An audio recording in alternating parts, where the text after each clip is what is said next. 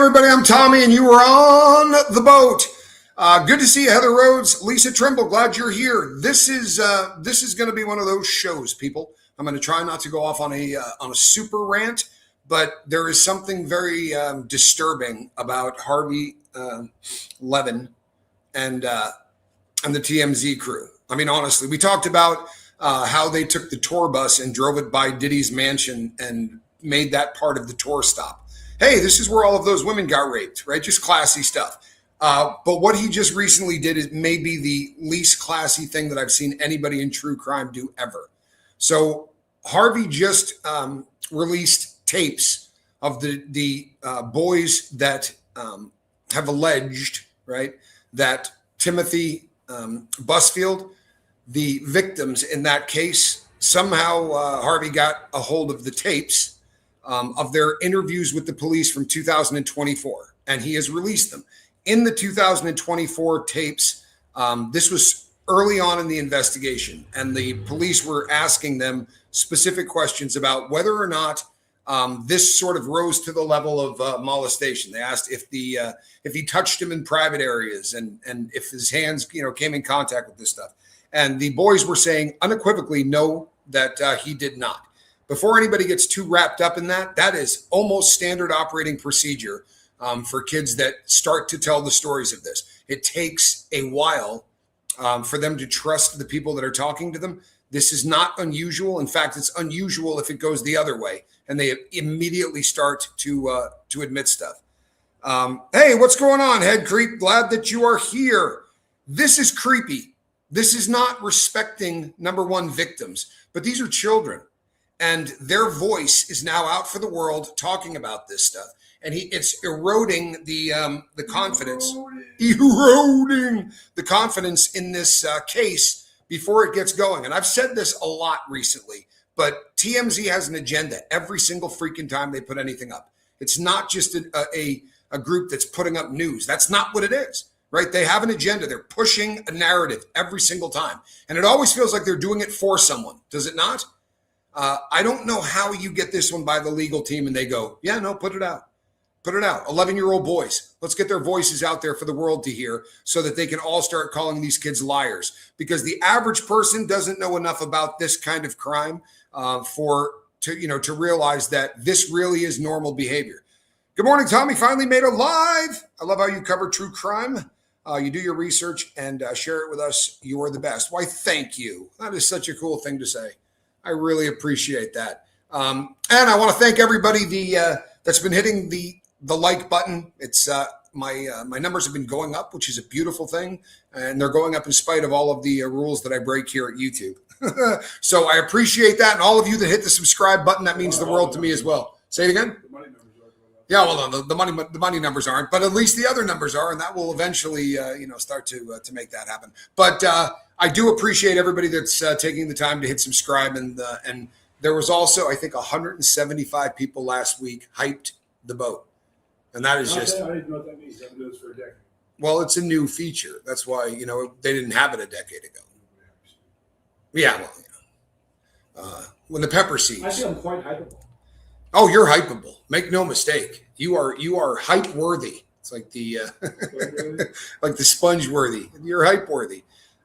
That's just a very kind thing to say, and I really appreciate that. Brock Bandy, good to see you. Brock Bandy. CDB. Like, see that? CDB. Glad that you are here. So here's the deal, people. If this makes you sick, put a 3 in the chat. If you think this is just journalism, this is a story that had to get out, you can put a 4 there. I'm disgusted by this. I really am. This is the kind of thing that I wouldn't have run with this story. I don't care how much it would have paid me. I would never have run with this story. I never would have taken the victims and re-victimized them. That's exactly what Harvey just did.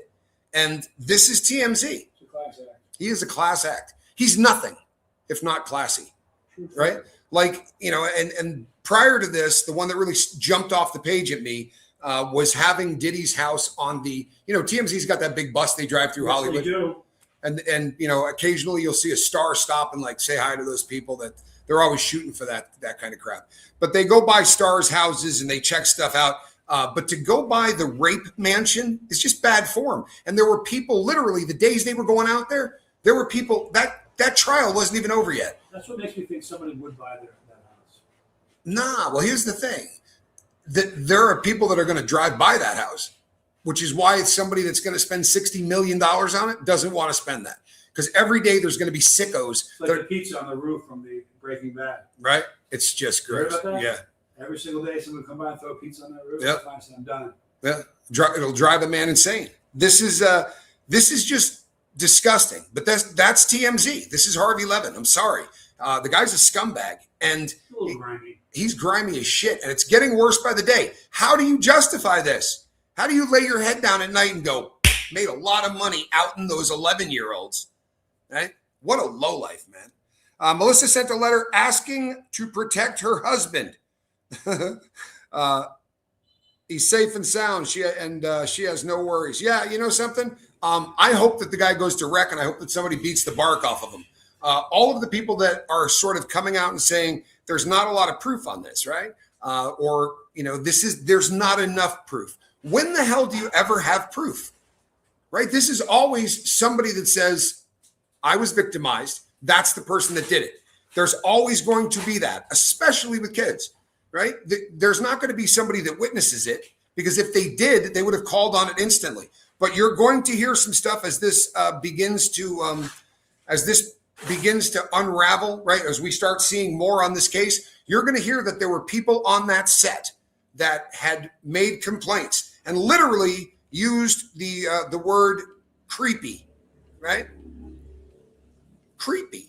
That's a word that I think over the course of time is now just uniquely used to talk about people that are sex offenders or weirdos. Yeah, right? Yeah, creepy is just one of those words. But there were people in there that said he was drunk, right? He was under the influence, and it was obvious that he was, and he was being inappropriate with kids. And even in this interview that Harvey leaked out to the world, these kids are talking about how Uncle Tim used to pick them up and tickle them and do all kinds of stuff that made them uncomfortable. Or we call him Uncle Sneaky. Uncle Sneaky Tim.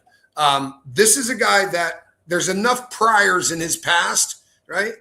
There's enough priors to where you have to go, well, I mean, if there was nothing in his past at all, right? Or one, but when there are multiple accusations, you start to see a pattern. And the people that don't understand this kind of crime are coming out and going, yeah, but all of the other ones were women, right? This guy obviously is just sexually attracted to women. This isn't about being sexually attracted. My son plays basketball with him. Oh, wow. I'm not sure I believe that. That's scary, right? That's a bummer. I hope he's not continuing to do so. I have a feeling that this guy's going to disappear. I don't think that this is going to be someone that's going to want to be around. And I think that he can't survive this one way or the other. Even if somehow he beats these charges, there are going to be people that are going to believe that he's a dirtbag forever, right? And look at that name, man. The guy from The Usual Suspects. Help me out, Johnny Scoville. Kaiser Sosa? Yeah. I was looking for the actor, not the character's name. Kevin Spacey. Kevin Spacey's a great example of exactly what can happen when you beat all of the charges and still have your entire life destroyed, right? He got kicked off of the show that had the best ratings in the whole world before anything ever happened. Thank you, Jane. The second that these allegations against Kevin Spacey came out, before any of them were proved, before he was convicted, he was fired off that show. Nobody wanted to work with him again. And that, whether that's right or wrong, that's what happens. And it's going to happen. Sadly, it's going to happen to Timothy. I think that this guy's guilty. That's my personal opinion. Also, Tim sent me a note. I'm waiting on it to come through the mail. For real? So you know this cat. Do you find this guy to be a dirtbag? Tell me what you think. Because Timothy is C-list at best. Well, you know what? He's on a list. Depending on what that list is, I think he's on the creepy list. I really do. I believe he's on the creepy list. So do you think the guy is a dirtbag, right? If you know this guy, I'd be really curious to know what your opinion is on him. Now, here's the deal. Very often we see people like, how often do you see a serial killer and they go and they talk to the neighbors and the neighbors go, he's the nicest guy in the entire world, right? That never saw anything like this, because these kind of lowlives live compartmentalized lives, right? You had, look at TDK. Was it TDK? That was the tapes we used to have. BTK. BTK. This was a guy that had a family. He was a deacon at a church. He had a regular job and he was able to just keep things going and be somewhat normal. Everybody thought he was normal. His family had no idea, right? They're very good at compartmentalizing. They have two completely different lives. Well, I respect that, Christy. I really do. I respect anyone that says, I'm going to give the person the benefit of the doubt. I think that his needs a benefit of the doubt. Yeah, right.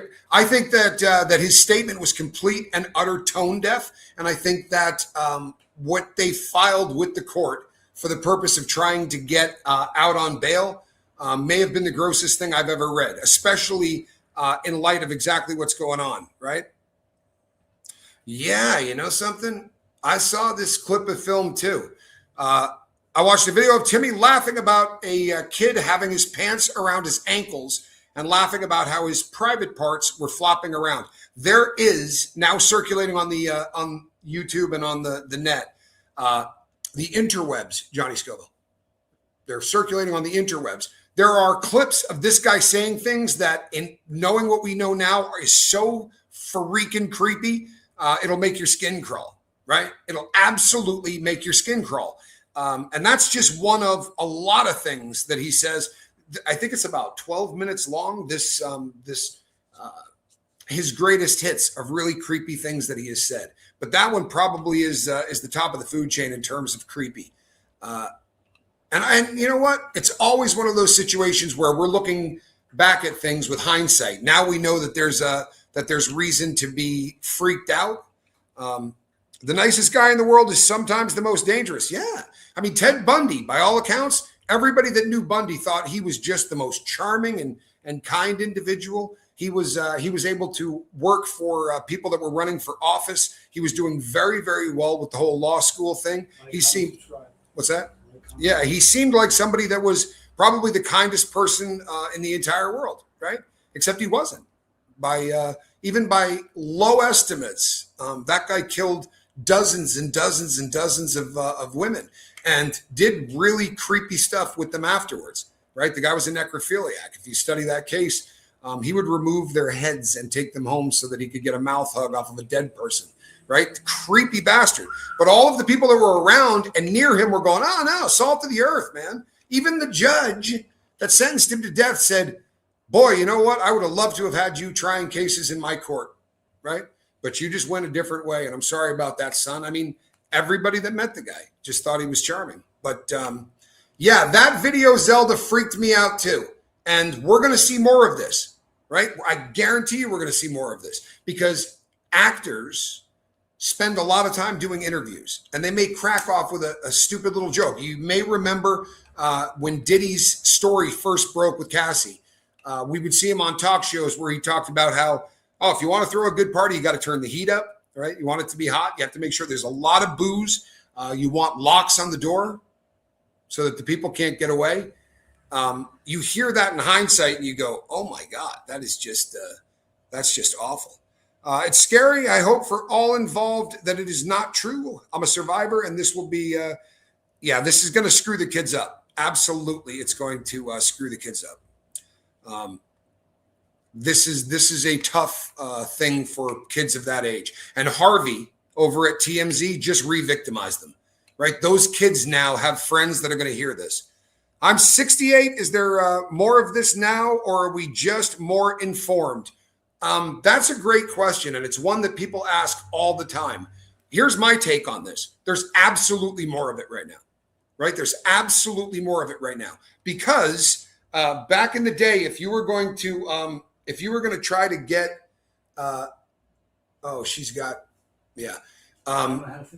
grab some TP. She's dragging ass trying to get it out. Sorry, people. Back in the day, if you were a freak that looked at child pornography, you had to find people that were going to sell you glossy photos of it, or they were going to sell you a VHS tape.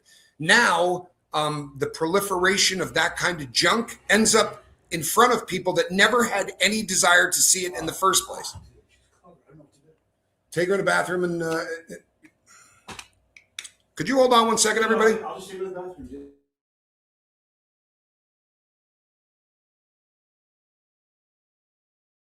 Sorry, people, it was cat problems. Now you have people. So here are the new statistics, right? Between Facebook, Instagram, and WhatsApp, the last year that statistics on this were reliable, and I'll explain that in a second, 30 million reports had been turned in. And they estimate that could be as low as 10% of what's actually out there. But 30 million reports from internet service providers and about 800,000, right, from actual people that something popped up and they saw an image that they didn't want to see and they instantly reported it, right? So a lot of this stuff ends up in front of people that weren't looking for it, right? They're getting it on social media like, like Facebook or Instagram or any of the other ones, right? Snapchat. The people that sell this stuff are trying to get it in front of people who never, ever had a desire to look at it in the past. Now they say that 80% of people that are looking at child pornography say they saw it the first time before they were 18. This is terrifying. So as I said a moment ago, the last time that these statistics were real, and what I meant by that is what happened as a way to fix this, Meta, who own Facebook, Instagram, and WhatsApp, and that's 80%. 80% of the stuff out there is them. I think it's 80, might be 65. I may be confusing, but either way, more than half is definitely them, right? This is a really sort of an epidemic. And what Meta did was they got encryption, right? Point-to-point encryption, E to E, they call it, so that everything is encrypted. Now, 80% of the stuff that's out there, they can't look at. We can't catch it because this is encrypted stuff. They have to make a mistake, right, in order for somebody to get caught. It's not like the old days. As long as there's a dark web, none of these crimes will ever stop. Here's the problem. To be really honest, this is no longer a dark web problem, right? They're going to go and recruit these people on Facebook. They're going to go and recruit these people on Instagram. Then they will say, why don't you head over to Telegram, or why don't you head over to Teleguard? And they will send over mega links. And if you've ever had a Dropbox, so Dropbox was a company. Mega is another company that allows you to send video files, audio files, or just pictures, right? And in massive quantities, right? Huge, huge downloads. And this is becoming a very big issue with the dissemination of child pornography and images that nobody in the world should ever see. Out of all of those people, those 30 million, less than 4,000 of them ended up turning into court cases and getting prosecuted. That's terrifying, right? That's a super bad statistic.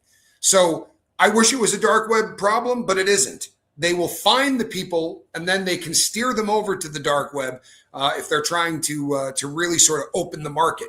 But this is a very big business, and it's terrifying that they can get into your house and try to get your 14-year-old hooked on this, right? That's terrifying.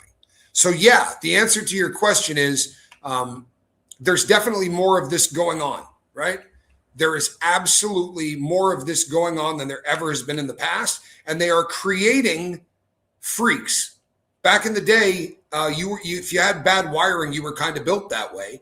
Now what's happening is pornography is an addiction, and there are a lot of people that are starting their addiction to pornography at 12, right, or 10, mostly boys, right, mostly men, and these, as they start to go up the food chain, like they start off just looking at somebody naked is erotic and enough. And then it starts to go into sex. And after they've been watching people have intercourse for a long enough period of time, they start doing the 2-on-1, 3-on-1 gangbangs, right? And they just keep going up the food chain until they get to violent pornography. And then they start with the BDSM, right? The bondage and the sadomasochistic stuff.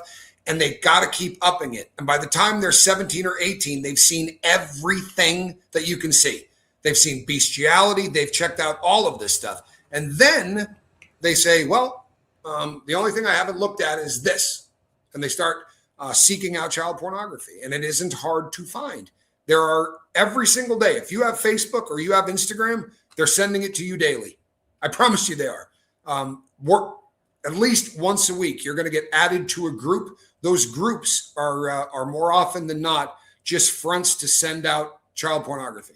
It's just disturbing as hell, right? It really is. And when you look into how this stuff gets prosecuted or gets looked at, let's say that what they're putting up, they've already documented the fact that that child has been saved.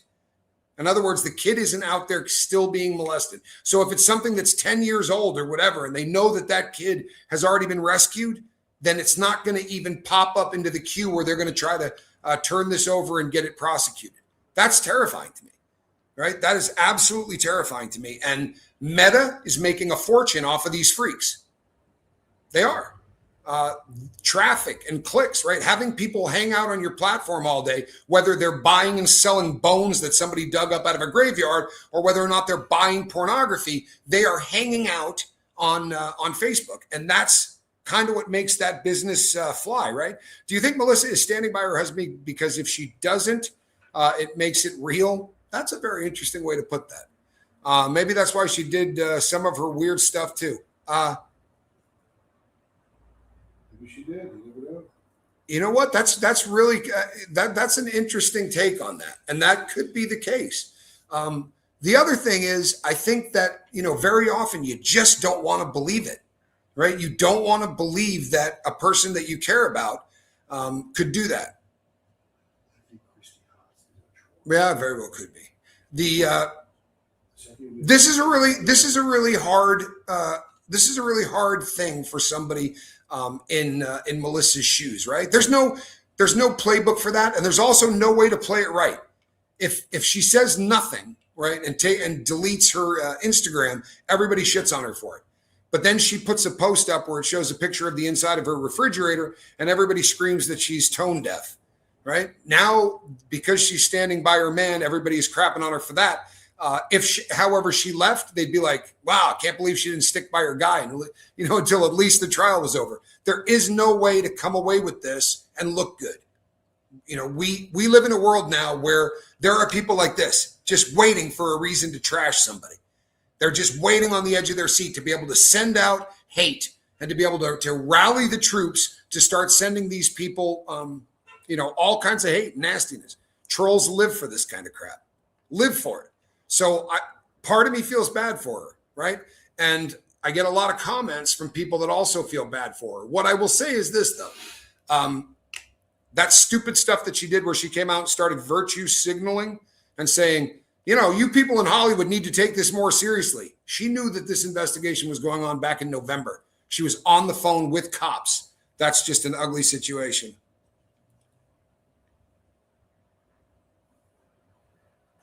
Wow. I could do without giant cribs. It's just creepy. So what is the solution? It's a serious problem. Social media, kids have easy access to phones and laptops. You want to know the solution? Here's the solution. We have laws in the United States that make it so Zuckerberg, right, and all of the people that own these huge platforms are not in trouble for anything that's put up on them, right? I could pick any one of you right now. I could pick Lisa Murphy. And the second that this show is over, I could come on and say, Lisa Murphy kills puppies. I've got videos of her doing it. I could say anything I want about anybody, and they're not gonna take my channel away. They're not gonna penalize me. Worst case scenario, they're gonna tell me to take down the video. But they allow anything to go on these platforms, right? As long as there's not sex or nudity, you can say anything you want about somebody, and they're not on the hook. I use this example all the time, but if I threw a party at my house and I had a stage out back where there were going to be bands playing, and somebody got up and started saying really nasty racial slurs into the microphone. And now all of a sudden a fight breaks out and somebody gets hurt, they're going to sue me, right? They're going to sue me. They were on my land. Well, we're on Alphabet's land right now. This is my channel, right? To be sure, but I have to be on the Big Red Buttons platform, and they're taking a big chunk of the money that I make in order to allow me to use this. If you're profiting from what you do, if you're selling advertising on it, then I think you should be on the hook. And it's not even that they're not on the hook, but there's actually a bill that has been passed that protects these guys from any kind of lawsuits, right? It's up to the creator. You want to sue the creator. Well, most of the creators don't have a pot to piss in, right? It's $25,000 to $30,000 to hire somebody to go after a content creator that makes lies about you, right? It would be worth it if you were going after the big red button. Parent company Alphabet, they own Google, for God's sakes, right? This is a massive company. But once we make it an absolute penalty, like if they said you got 30 million reports of pornography on your platform, if you don't eliminate the pornography on your platform in the next 6 months, we're going to shut you down. Watch how fast they get rid of it. Watch how fast they write AI and people go, oh, it's not that simple. It isn't. If I make a video and I use pick a band, Kiss, right? I use they're really bad. Yeah, Detroit, Rock City. 8 seconds later, they're like, that right there, that's a copyright strike, right? That's a copyright strike. And they're able to figure that out in seconds. I promise you they could do the exact same thing with the porn. But this isn't something that they want to eliminate. Makes it profitable. Makes it hugely profitable. Not supporting her. It was just a thought. I think it was a good thought. There have been times I haven't necessarily believed something because it would make it real. You know what? Yeah, Lisa, I thought it was a great comment. And it didn't sound to me like you were supporting her. But when you see somebody in her shoes who says, I'm standing by my man, especially in Hollywood, where people are very concerned about their own reputations, sometimes above everything, it does make you wonder. And I think that's as good a theory as anybody else has had. For real. By the way, hit that subscribe button, hit the bell for notification. I have said the phrase child pornography so many times today that this is not going to get pushed out in any way, shape, or form. And I'm cool with that. But make sure that you hit that thumbs up button. Doesn't cost you anything, and it does benefit the channel. Beware of Pinterest. I was looking for a green smoothie, and I kept pushing and searching and searching and searching until the language became Chinese language. And what popped up? Pornography. Yeah, their goal is to try to get this stuff. Who is the 16-year-old child actor on the movie set of Little Big League? It wasn't an actor. It was an extra. It was just somebody like, when you're watching a movie and there's people walking down the street, those are extras. They might get paid $40 a day and have the ability to be in a film, but they're not. I mean, I guess technically they're actors, but it's not going to be somebody whose name you've heard of. It wasn't going to be something like that. They were an extra on that set. That is how the story goes. So it won't be somebody that you have heard of. And when you settle a case like that, the lawyers draw up unbelievably bulletproof non-disclosures. So that person isn't going to come out of the woodwork and say, hey, here's what he did to me. That's not going to be an option. That person got paid a lot of money, but there will be a legally binding contract that goes along with it. But who is the extra, though? Yeah, we're never going to know that. And here's the thing. The rumor has been that she got paid $150,000. That ain't it. I promise you. That $150,000 was the result of Timothy hiring a law firm to sue the law firm that had just gone after him. It was like a retaliation lawsuit, and he sued for defamation. If you understand defamation lawsuits, the way that you win, if somebody sues you for defamation and you're telling the truth, then you win, right? So they got sued, and what ended up happening is the judge ruled in favor of the defense, not the plaintiff. So Timothy had to come out of pocket and pay the legal fees, $150,000. But the person, I promise you, got way more than that. Got way more than that. What about the Jennifer Love Hewitt? Yeah, here's the thing on that. If it was just Jennifer Love Hewitt saying that he was creepy, but as that story goes, there were people there that saw him being creepy and kind of protected her, right? Kind of shepherded her away from, Uncle Sneaky. And that's I love that. Uncle Sneaky. Yeah, it's a big thing in prison. Remember Pee Wee Herman? I do, right? Pee Wee Herman, he got caught rubbing one out in an adult theater, right? what was his name? Rubens. What was his first name? Paul. Rubens was Pee Wee Herman. But yeah, Jennifer Love Hewitt could be somebody that could get subpoenaed, because that story has been going around for a while. That could be somebody that could end up going in there and testifying, which would be fascinating. You know what? I got to give Pee Wee Herman credit, though, Johnny Scoville. You and I were together. Do you remember when he went on Letterman? He had disappeared since getting caught pleasuring himself in an adult theater. And I'm not trying to be like ultra liberal, but what the hell else did you go to an adult theater for? I mean, how much time do the cops have on their hands to go in there and see if somebody's pleasuring themselves while watching pornography on a 40-foot wide screen, right? I'm pretty sure that's why they paid to get in there.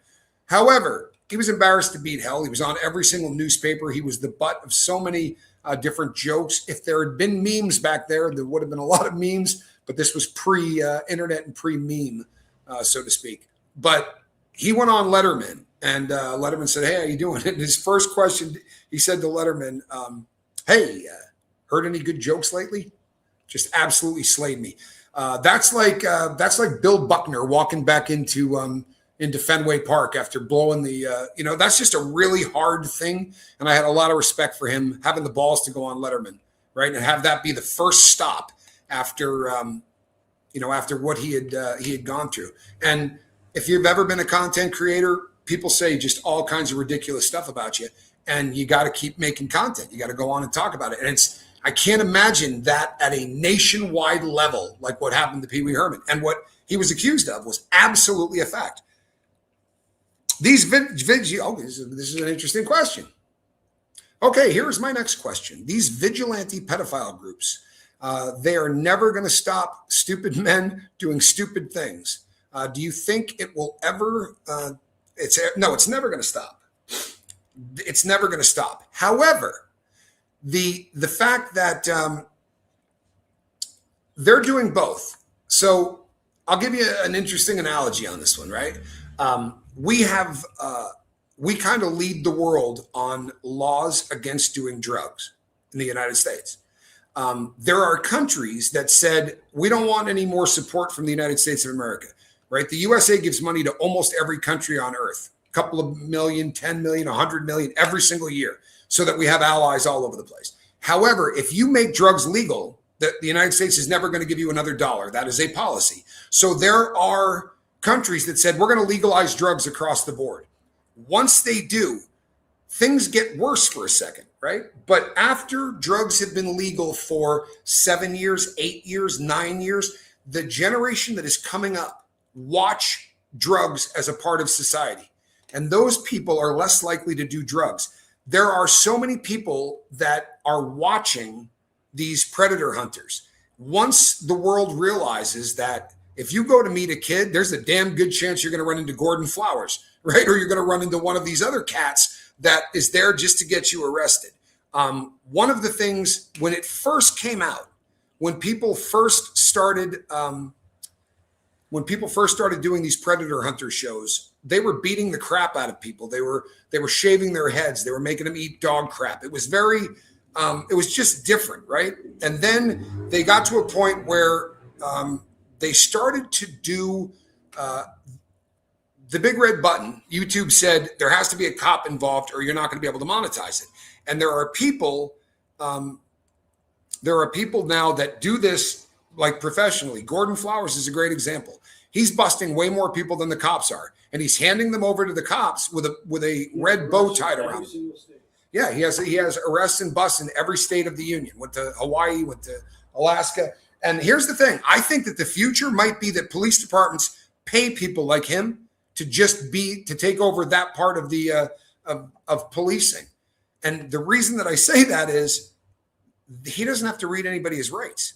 He can go in there and do whatever he wants and talk to these people and record it, right? He walks in and says, hey, I'm recording this for my safety and yours. So that takes care of the two-party thing. The person knows he's being recorded and then says, everything he says is going to get him prosecuted to the full extent of the law. I watched one particular case on one of those where he got the person life. This is such a predator that they're locking him up for the rest of eternity. Once the war on drugs is a failure, and it always will be. I'm sorry, it is. And we spend so much money on it, it's terrifying. But it's not winnable, right? It's fundable. They like to continue to give money to their little fiefdoms, but they're not winning. That you can't really point to too many massive battles that we've won in the war on drugs. If you want the war on drugs to actually be winnable, you just have to figure out a way to make those chemicals not feel good, right? Make it so that heroin or fentanyl doesn't take away all of your pain, and people will stop doing it. If cocaine doesn't start making you feel good anymore, then people will stop snorting it. So journalism and law enforcement is pretty much the same. I wouldn't even call it journalism. I really wouldn't.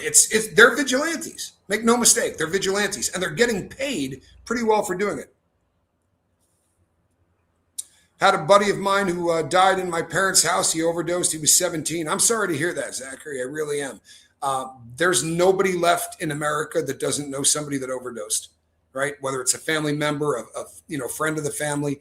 It's the number one cause of death in America. Although we're dropping, the number of deaths are really going down, not just because they're doing better at the southern border, but because the proliferation of Narcan, like every school's got it.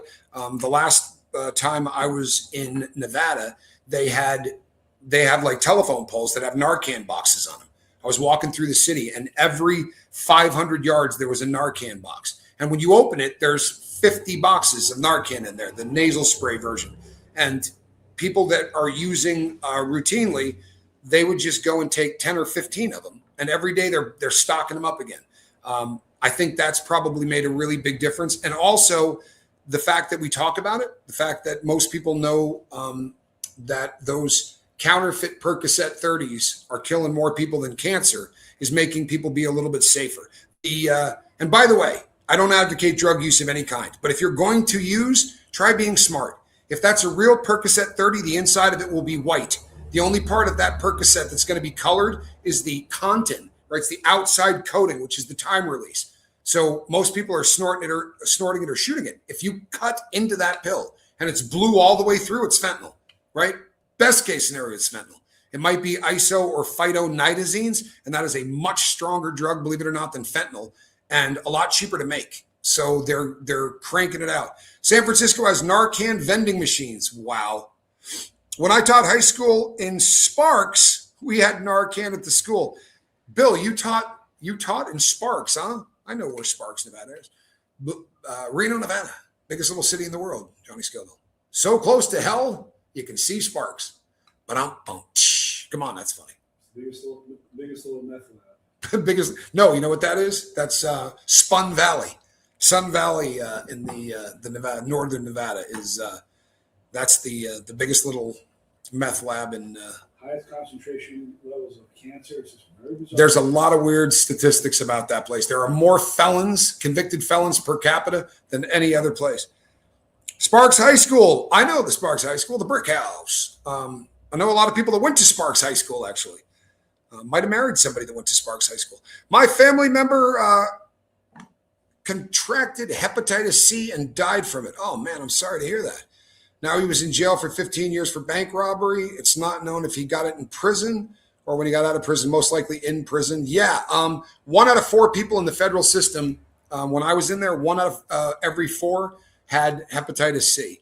And if you're going to use drugs in there, people go, well, I'd never share a needle. If you're sticking a straw up your nose and then sharing the straw with somebody, believe it or not, that can get it for you. Any kind of swapping of fluids, even by accident, can definitely spread it. But so when I was in there, if you had hepatitis C, they would treat you, and they would treat you with Harvoni. It's like $1,000 a pill, but they were trying to eradicate it within the system. It's amazing how many people were on that. And what was frustrating was you would see people on Harvoni who are also shooting dope every day, which is just like, what is the point, right? You're getting rid of it and catching a new strain at the same time. And if you do a little research into hepatitis C, there are different genomes, right? Like there's genome 1, I think 1 through 7, maybe 1 through 9. So some are far more treatable than others. The strange thing and the funny thing is this doggy who died in my parents' house in the backyard. My brother had a racing track, and he would wreck his bike. It was on 9/11, and my parents gave me the dead share.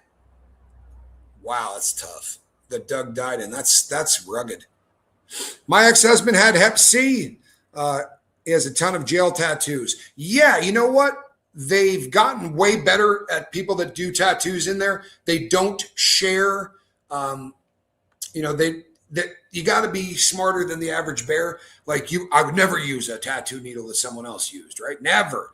But if they're using the ink, right, to make your tattoo, and then when you're done, they pour it back into the bottle, right? Then everybody's going to get whatever the last person had because they keep dipping it in there. But like when I got mine, those guys wear gloves. I built my own tattoo needle. I made my own ink. I got a lot of tattoos in prison, but didn't get any hepatitis from it. Although I had hepatitis before I got there. And I am one of those people that spontaneously healed. No joke. They say it's like 1 in 500,000. But I had genome type 1. And I went to the feds and said, hey, I want to get treated for this before I leave. Because at $1,000 a pill, there's no chance I'm going to be able to do this. And they said, well, your numbers are too low to treat. And I thought, they're bullshitting me, right? It's the feds. So when I got out, I went to a regular street doctor and I said, you know, they were saying something about healing or spontaneously. He's like, well, do the test. Yeah, he's fine. He has 1,000 lives. That kind of cat, huh? But what ended up happening is I did spontaneously heal. So I'm one of those people that didn't have to do it. Interferon cures this. Yeah, but interferon's a bitch. It's really hard on the body. Prior to Harvoni, which is $1,000 a pill, and you got to take 80 of them. Prior to that, they used to give interferon to anybody that wanted to treat it in the feds. And it was really weird how many people quit. Like they'd be 2 weeks in and go, screw this. You know, that's a really tough drug on the body. I'm wondering if he got it from doing tattoos for other prisoners. If he was a tattoo artist, yeah, there's a really good chance that he could get it that way. There's a lot of blood in tattooing. I believe he was in denial. Also, he could have gotten help, but he did not. Yeah. And I get that. You know, I really do. There's a lot of people that are like that. He was on that during our marriage. Damn, he was sick. Yeah, interferon's a rugged drug. It is a very, very rugged drug. But they're getting a lot better. There's probably 4 or 5 different drugs now that they use to treat Hep C. And all of them are considerably easier on the body. Harvoni is the one that the feds went with. And the rumor has it that because of how much heroin there was in Afghanistan, they bought all of these huge blocks of Harvoni because so many of the soldiers who were coming back had Hep C. And once they got everybody sort of cured of that, then they dumped the remaining stock into the federal system. Sadly, he died. He was at a prison maybe 10 years before he died. I think he was in denial. Did he die on the correct side of the gate? Did he die on the street? I know that this may seem like a moot point, but my God, it's a brutal thing, the people that die on the inside. It really is. I love the topic changes here. So interesting having an actual conversation. Well, that's one way to put it. You know, the fact that my cat is named Squirrel for a reason. I sort of squirrel off. But, half of the fun is interacting with the people in the chat. And if they ask questions that take this in a different direction, every 10 minutes or so, I will pull it back to Harvey Levin. Somehow got the tapes of the boys in New Mexico, the ones that were working with Melissa's husband. That would be Timothy Busfield. Timothy Busfield, who has been accused of molesting these 2 kids. Harvey Levin over at TMZ got the recordings, and the early recordings, right? The early ones when these kids were first sitting down with therapists and with police, where they said that they didn't get touched in the private parts. And TMZ made it sound like this is a smoking gun. That's just not the way it is, man. This happens in almost every one of the cases. The kids have to get comfortable enough. For somebody that this happened to when they were 8, and now At 11, everywhere they go, everyone in the room is looking like this, right? They're just completely freaked out. Busfield. I like it. They're completely freaked out because everybody in the room looks sad and they don't want to be the reason for that, right? Kids are super sensitive to this kind of stuff. And this wasn't just a man. This was the boss, right? He held all of their success or failure in the palm of his hand. Uncle Tim was that guy. I know someone that was not in jail, but he was an intravenous drug addict. He was cured by interferon. Yeah.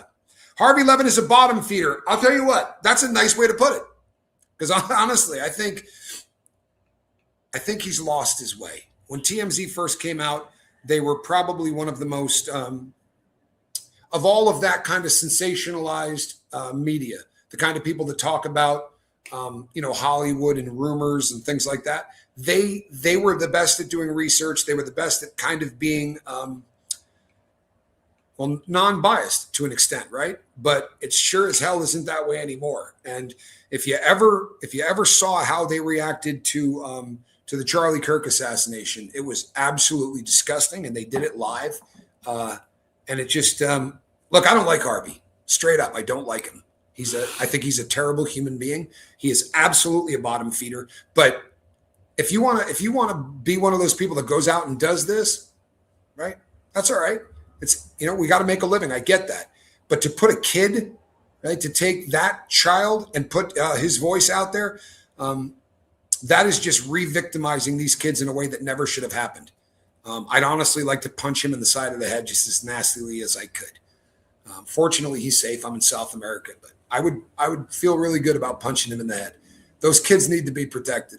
They just do. One of the reasons that I hate Timothy Busfield is because he's completely tone deaf, right? Absolutely 100% tone deaf. This is a guy that didn't mind coming out and saying his kids. I mean, these kids are liars, right? The kids are, man, that's not the approach, right? It isn't. If he came out and said, it sounds like these kids were molested, they're really having a tough time, it couldn't have been me. And maybe this is something that they're struggling through, but you're going to find out it wasn't me. But I believe that somebody did this to them, right? Just talk about how, the first concern should be that they find justice for these kids, whatever form that takes. But instead, he's the victim. Forget that there's two kids that were 7 and 8, right? That really got traumatized by this. But he's the victim. No, he died with his family and he was making a good living. He had a wife and a child. He was doing great. Erica, that makes me feel better. It really does. This is the reason I watch it and comment. It's very educational. Wow, what a kind thing to say. Well, if you like it, you should smack that like button and hit subscribe. That would really make me happy. And then hit the bell for notification, because then every time I go live, you'll know about it. And I promise you, I'm going to be going live a lot. There's just a lot going on right now in true crime, right? There really is. They're going to come out with the TMZ Timothy Busfield documentary. Well, they've already done one, right? Or no? No, they have not done one yet. They did one on the Nick Reiner stuff. What really happened, and then just make up a bunch of shit and say they have a source. Yeah, apparently you're well versed in the Harvey Levin playbook. He always has a source, right? And he never has to come off that source. Once you're that big and once you're that popular, then you can do a story about Diddy getting pardoned from the White House and say, we have a source inside the White House that said this will happen within 14 days. That story got millions and millions of views, right? Millions of views pays a lot of money. It really does. And it got a lot of people talking. There was a ton of engagement. Trust me, bro, right? Absolutely. He wouldn't lie to you. Right? That's not how he gets down. Right? He's as honest as the day is long, right? Honest as the day is long. He's a lowlife. He's a lowlife. And, normally I just say that a lot of lawyers are lowlifes, but he takes it to a new level. Hi, love your channel, and you too. What a kind thing to say. I appreciate that. Smack that like button. Make sure you hit subscribe, hit the bell for notification. You'll get to hang out with me more. And I promise you'll thank me later. And not because of me, but let's keep it real. I'm incredibly talented and handsome. I'm kidding. But my audience is unlike any other audience in true crime, and I mean that. The crew here on the boat are all very engaged, and like the Lisa Trimble comment earlier, or the other one the other day when somebody chimed in and said, when Nick goes on the Dopey podcast, he ups his game. He's actually being more obnoxious because that platform kind of pulls that out in everybody that goes on the interview. And it was super astute, right? That's a great comment. And it gets you thinking. Another one that, people are saying, I'm sure that he's not taking his drugs in there.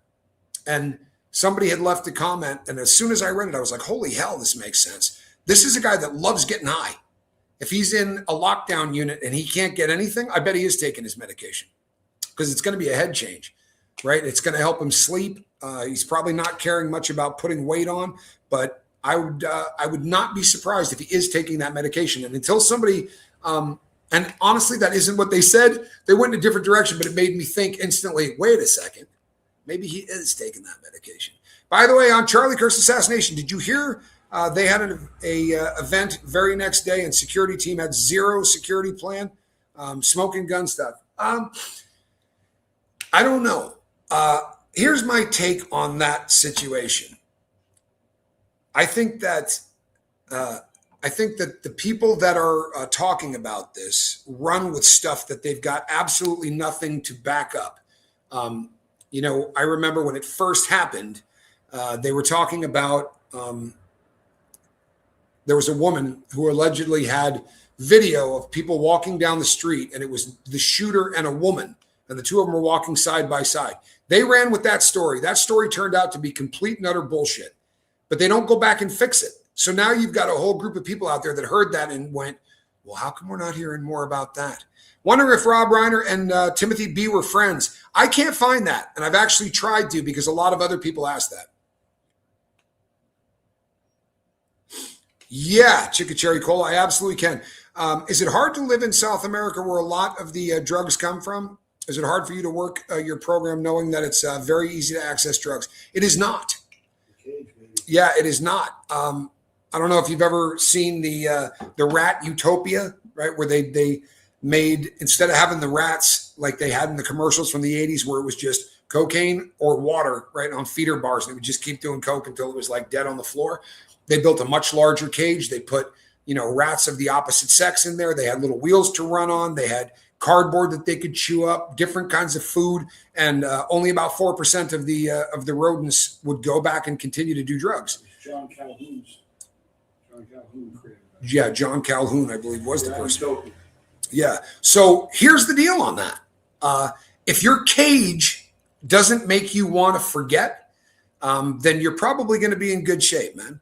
Hey, Zelda, I'm glad that you're here, and I'm glad that you found the podcast. Honestly, your family. One of the beautiful things is that this is one of those podcasts where when you show up, everybody here will treat you like family. We're kind of cool that way.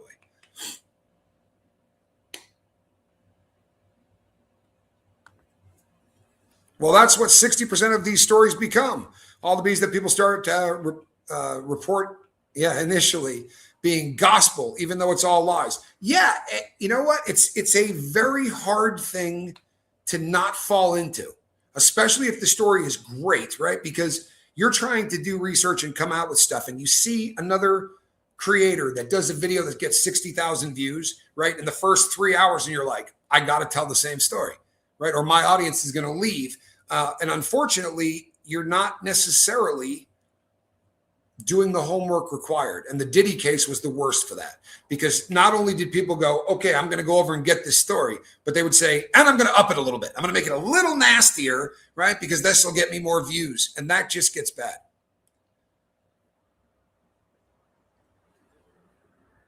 Yes. You're talking about, what is the name of that bean? It's the, no, it's a nut. What is the nut that people chew? You know what I'm talking about? Turns your grill red. You know what I'm talking about. Do you think this is a tangent from the casting couch? I think that this is a situation where Hollywood elite believe they can get away with anything, and they have control, and they have the ability to make people do whatever the hell they want, right? And that's sad. right? That really is a sad thing, but that's the phenomenon. It's not like he was saying to these kids, if you want a job, you're going to put out. But they look at kids and just think, well, this is just a perk of the business, and I'm just going to go molest this kid for fun. And I think a lot of it is just the proof that I can do this, right? I don't have to follow the rules of anybody else on earth. Yes, one of the Dopey podcast interview, one of the two hosts of the Dopey podcast overdosed on heroin or fentanyl. Did you find the name of that thing? What is it called? Beetle nut? Beetle? Jen Feinberg, good to see you. So, Chicka Cherry Cola asked me a question. She said, what is it going to be like for McGee, the doctor, right, in the Ohio case? What is it going to be like when they transport him back to Ohio? Because right now he's in Illinois, right? They picked him up in Rockford. When they bring him back, to Ohio. Beetle nut. Yeah, beetle. I reckon that. It's chewed in Asia and the Pacific, stays in the mouth and teeth comes vivid red due to chemical reaction. Right. It's just nasty. Really, really nasty stuff. Hold on one second. Hey, Archie's mom, good to see you.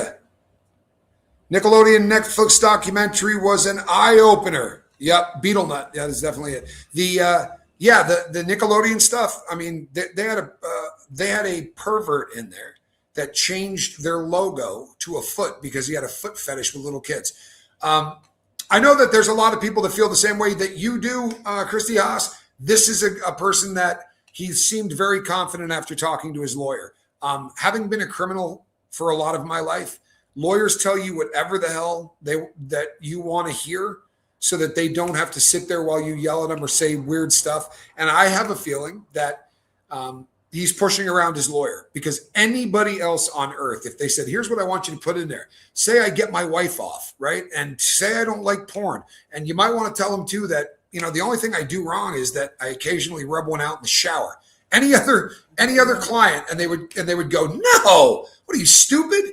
Right? None of these things have anything to do with whether or not this is a situation. This doesn't negate the fact that you could be a freak. The fact that you're married and you have a sex life has nothing to do with whether or not you would be molesting a 6-year-old, right? It's got nothing to do with it. It's just bad form. And for an attorney to put that out, for an attorney to be happy enough to say, yeah, no, we can put that out. Right there, Diddy did the same thing to his attorneys. They pushed them around because they're, again, Hollywood elite. Oh, I'm glad I got your last name right. They're Hollywood elite, and they can get away with anything they want, as disturbing as it is. So I'll tell you something else. Having been a guy that spent a lot of time in court and having to go through those systems, I can't tell you how many times, they don't indict you if they don't think that they've got a good case, especially this kind of case. It is a fraction, I mean a literal fraction of these cases end up getting prosecuted.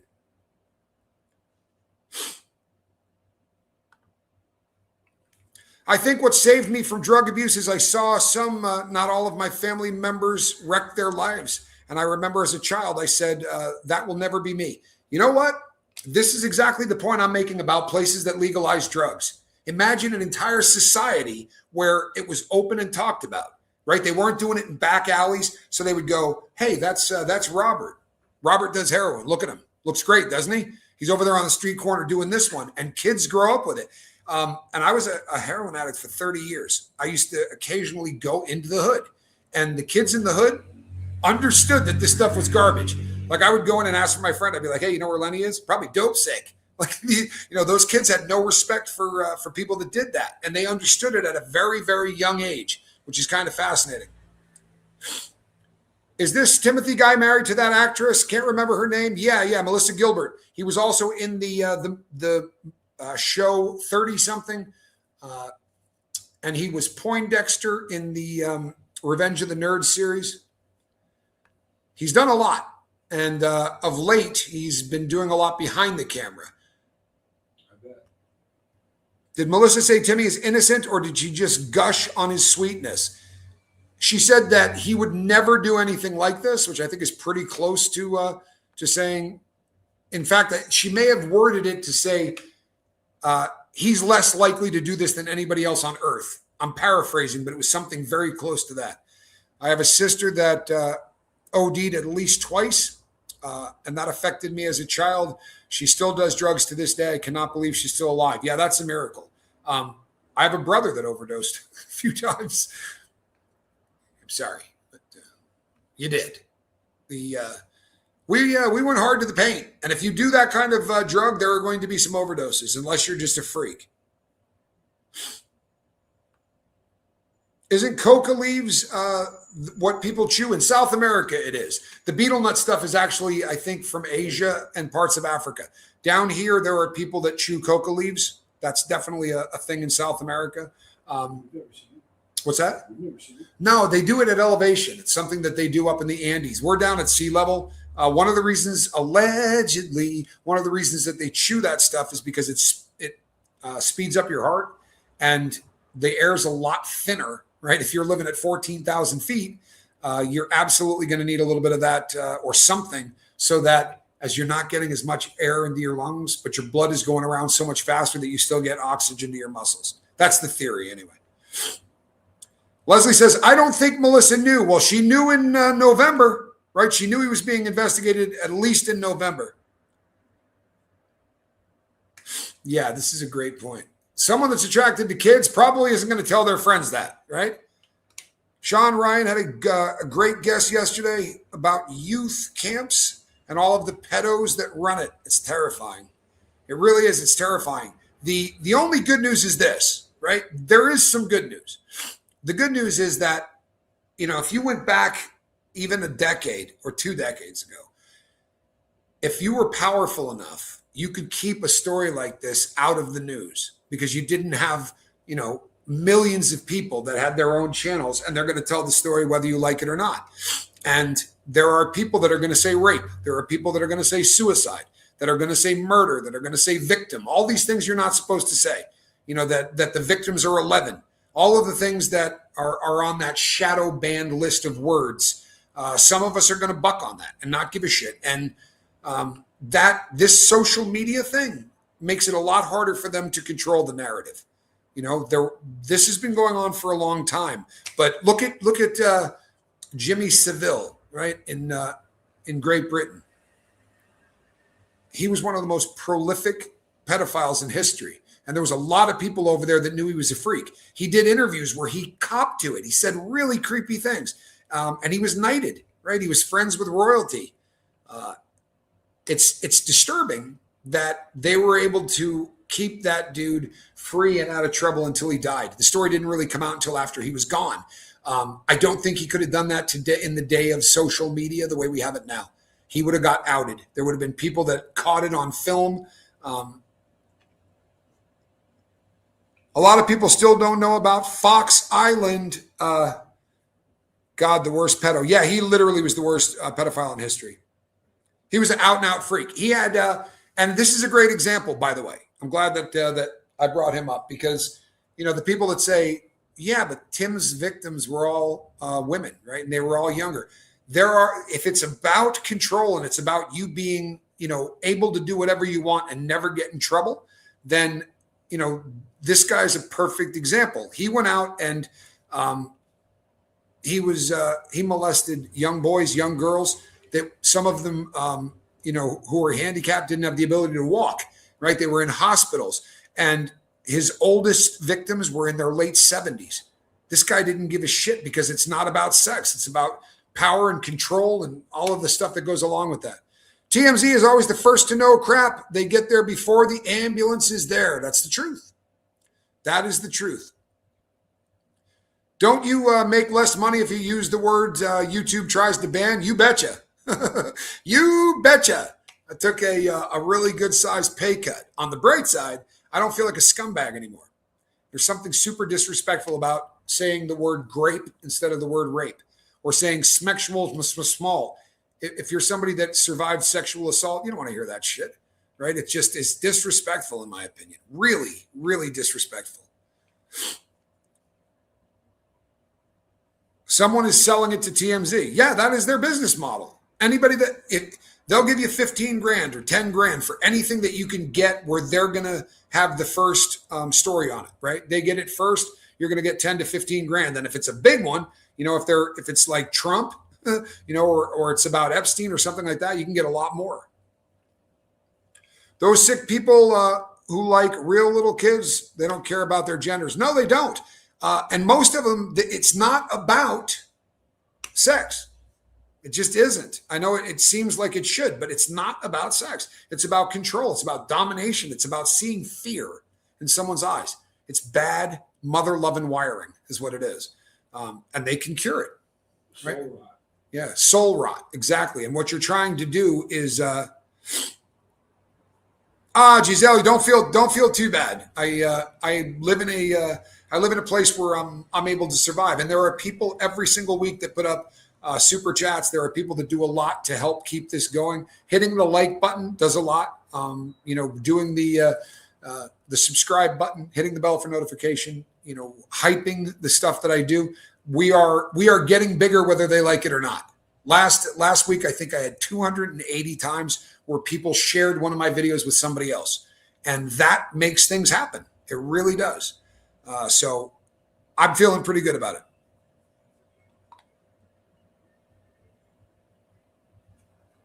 I just learned about Fox Island 4 days ago. I live in Iowa. I remember the day Johnny Getch was taken. I do not. Hey, Cali Chaos. Good to see you. I'm glad you're here. You're a truck driver out of work, or I would donate. Don't say you're sorry, man. Nobody has to feel obligated to do jack squat. But you can smack that thumbs up button, right? Hit the like button. That doesn't cost $1, and it absolutely does help the cause. And you can do that for free. And that's really the only thing that I ask, right? Do that. And if you don't like the subject matter or you think I did a bad job, then hit the thumbs down. But get involved, right? The more interaction we have, the better off we will do, and we'll be able to get these stories out. And I'll tell you something, so much of what is out there is BS, right? Literally BS. The stories that they put out on Diddy, 9 out of 10 of them aren't real. And there are so many AI models out there now that just crank out bullshit because they know it's going to sell, and they're not going to get in any trouble for doing it, right? None. They're not going to get in any trouble whatsoever. Don't watch AI content. Yeah, if you watch AI content, you're part of the problem. I'm not being a jerk on this, but that's just kind of the real thing. Thank you, Vegas and Bama. I appreciate that. It's a very kind thing to say. Only a third of the people watching it hit the like button. That's a problem. Is that right? Yep. Johnny Scoville, who is up on these things, says, and Brock Bandy says, only 1/3 of the people have hit the like button. Okay, don't make me come to your house, man. I'll do it.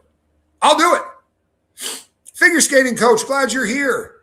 Yeah, there's a clickbait epidemic, and they will say stuff like, the will just came out. We now know the Reiner's will, and 80% of the assets got left to Nick. Man, you got to go hear that story. There's no truth to it. Yeah, none of it is true. None of it is true. But they will put this stuff out because it pays.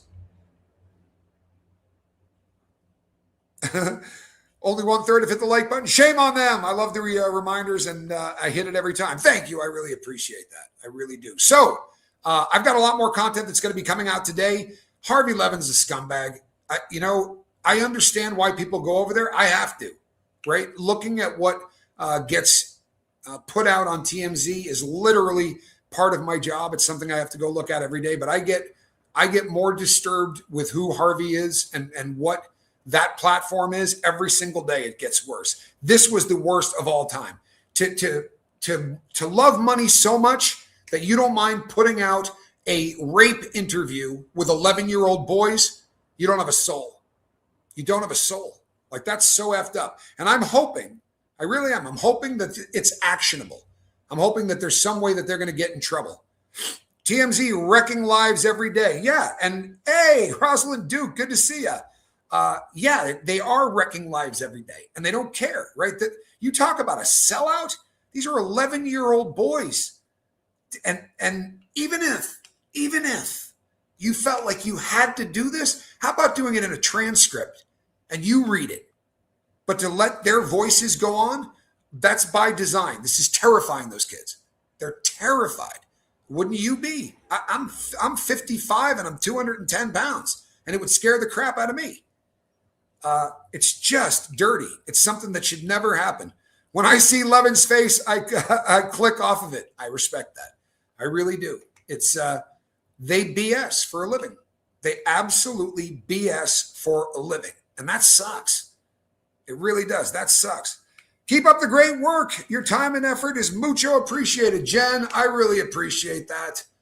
I really do. The super chats really do help. But I'll tell you something, people. I gave up true crime because I got sick of who I was. Right? If you start playing the game and you start, censoring yourself and doing all of the things necessary to really get the your videos pushed out into the algorithm, you stop respecting yourself. It's a really nasty place to be. A year ago right now, I was averaging about 30,000 views a video. I am so much happier averaging 4 or 5 and not selling out, not being one of those guys that says all the same things as everyone else. To hear, I was listening to a content creator that I actually have some respect for, but he said, yeah, so one of the people that is making these accusations where his hands went somewhere they weren't supposed to, this person is 1 and 5. Are you kidding me? He stuck his hands down her pants, right? She was 16. If you're not going to, I don't know, man. Whoa! You have almost 100 days completely clean. How cool is that? Congratulations. That's the best news I've heard all day. Truthfully, that's what it's all about. Life is better when you are not on chemicals. I promise you. I got about 10 years now.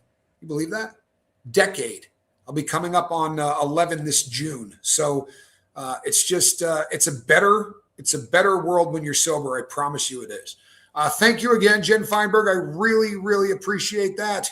And look at this. You guys are awesome, man. You really are. You guys are awesome. Erica, thank you so much. Great. Yeah, that exactly. And this is why I can get away with saying rape, child molesters, kiddie porn. I'm not, this is why we can get away with it. And honestly, I feel, being first. What a great comment. What a great comment. Being first is not always best, right? In fact, it can be really, really dangerous, right? Thank you again, Erica. Means the world to me. But being first can really, really be a problem, right? Being first isn't always the most reliable. To be sure, it's not. And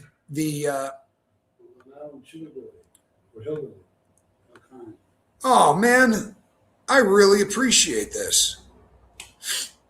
Earlier, they asked you, "How can you do this? Don't you do this?" This is the only way. Yeah, this is how I can do this. So when you said, I feel bad that you don't make as much money, I would much rather go this route and feel good about myself. Long Island Hillbilly. What an interesting name.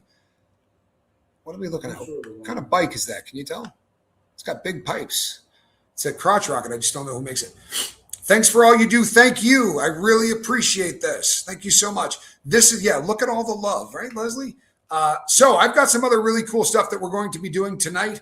And I rarely do this. I don't like putting people on the spot or anything else. But there are people out there that research a lot better than I do, right? And one of them is Miss Duke. If you ever happen to come across something she's doing, I promise you her research will be bulletproof. Right, her research will be bulletproof. She is really good at what she does, and she saved me from making an absolute jackwagon out of myself one time when I was running with a story. And she was just kind and reached out and said, I don't think that story might be exactly what you're looking at. And I have said this in the past, the inspiration of me getting into the whole research game instead of just sort of being righteous indignation kind of thing was that day, right? Finding out that there are ways to chase these stories down and find out whether or not they're true before you make a jackass out of yourself. So I'm a big fan of Miss Duke. Miss who? Miss Rosalind Duke. She's in the chat right now. One of the best researchers I've seen ever on YouTube. Just a gifted and thorough. And thorough. So he's a good man. And thorough. Love that movie. Like and share this channel. Thank you, Rosalind. I appreciate that. Catch up. Jimmy Savile was caught on film in BBC TV programs. It didn't stop him. Yeah, I absolutely know what you're talking about. That clip is still researchable. Thank you, Long Island Hillbilly. I really appreciate that. Jimmy Savile was caught multiple times, right? You would see him sitting next to a young woman that couldn't be more than 12, right? And they're getting ready to go to commercial. And you see the girl go like this and like jump up about 6 or 7 inches because he just grabbed her in a place that never should have happened. And it's just obvious as hell. And he's got a big shit-eating grin on his face. He was knighted, right? He became Sir Jimmy Savile. He absolutely did. He was not afraid. Absolutely. He was not afraid for any reason in any way. And that's dangerous, isn't it? But that's kind of what fame does for sick people. If you have bad wiring, being famous for a long period of time will convince you that you can do anything. Look at Diddy, right? They believe that they're above the law, and they often are. So we know that with Tim Busfield, the B Street Theater, that theater that he founded with his brother, that was just designed to be a children's theater, right? To expose kids, not to him, but to theater, right? Their first taste of stage productions were there. Well, he stuck his hands down a 16-year-old girl's pants there. And because he was a famous person, he was able to talk to the girl's father, right? And say, hey, you know what? This is, please. Apparently he cried and said, I'll get therapy, but please don't call the cops. And he convinced a father not to call the cops. That father loses his man card for eternity, in my opinion. Chase the Heat just put up Rosalind Duke's channel. You may want to hit subscribe on that, people. Do it. I promise you'll thank me later. No joke. Maybe the best researcher I've ever seen on YouTube. Never forget, TMZ supported Amber Heard. You know what? Drop the microphone. What a great comment. What a great comment. TMZ did support Amber Heard, right? Because theater is physical, not like film. That's right. And if everything they're saying about him is true, this is something that you see in pedos all the time, right? They become scout leaders. They become, baseball or football coaches. They put themselves in positions where they can be surrounded by kids because that's kind of what they have to do in order to put themselves in that kind of a position where they can do this. As I said really early on in this show, there's like a 12-minute video that somebody's put out, and it's all the different creepy clips of film of Timothy Busfield. And there's one where he's walking into a room in that theater and talking to all of the different kids in there, and it's creepy as hell. Seville blackmailed anyone who threatened, something? And he sounded like the blackmail letters. He sounded like a gangster. He was saying things like, I'll kill you. I'll rub you off the earth. Like there was the soft, I will make all of your wishes come true. Jimmy makes it happen, or whatever the hell that show was. Yeah, Jimmy can fix it. Yeah, Jimmy will fix it. But the other half of him literally talked like he was a gangster. I'll send people over there to kill you. He had friends in high places who could make sure a detective lost his job if he was arrested. He was much like Epstein. He knew everybody. There's nobody that dude didn't meet. Yeah. What? I hate TMZ even more now. Amber Heard. Yuck. Yeah. Brock Bandy just subbed to that channel. Thank you, Brock. You'll thank me later. I promise you. This is absolutely, if this is the straw that broke the camel's back for me, right? I will trash Harvey Levin every chance I get now for the rest of the time that I'm on YouTube. To put out an 11-year-old boy's voice for the world to hear, while it's not like he's singing or doing an audition. He's sitting down with a police officer who's asking him whether or not he was molested. Harvey Levin has no soul, none. Have to jump. Your kitty a pet for me? Yes, I will absolutely give the kitties a pet for you. And so listen, people, if the bell for notification doesn't work for you, I go live at 9 o'clock East Coast time here every night. The other stuff, I try to go at about 12:35 or 12:05. It's usually right around 12 on the East Coast. But um, I promise you that 9 o'clock, you're always going to get me. You are always going to get me at 9 o'clock East Coast time, and I do pretty cool shows at that time of the day. So, all right, people, I'm going to wrap this thing up. I want to thank everybody that gave me super chats, man. It really does make a huge difference. And absolutely to all of the people that hit the like button last week. 5,900 of you or something did it, and it makes a difference. It makes a huge difference. I really do appreciate that. For the boys, I would love it for it to not be true. But on the flip side of that, if it's not true, then the parents are manipulating these kids, and that's just as foul and disgusting, or close to it, right? You'd hate to think that that this is just something that somebody would do for money. I know that we live in that world, but God help me, I'd like to pretend we didn't, right? All right, people, I'm Tommy, and I will see you later today. You have my word. Between now and then, try to put a little love in your heart, and get over there and hit Rosalind Duke's channel. I promise you'll thank me later. And go check out Relatable Reese, my better half.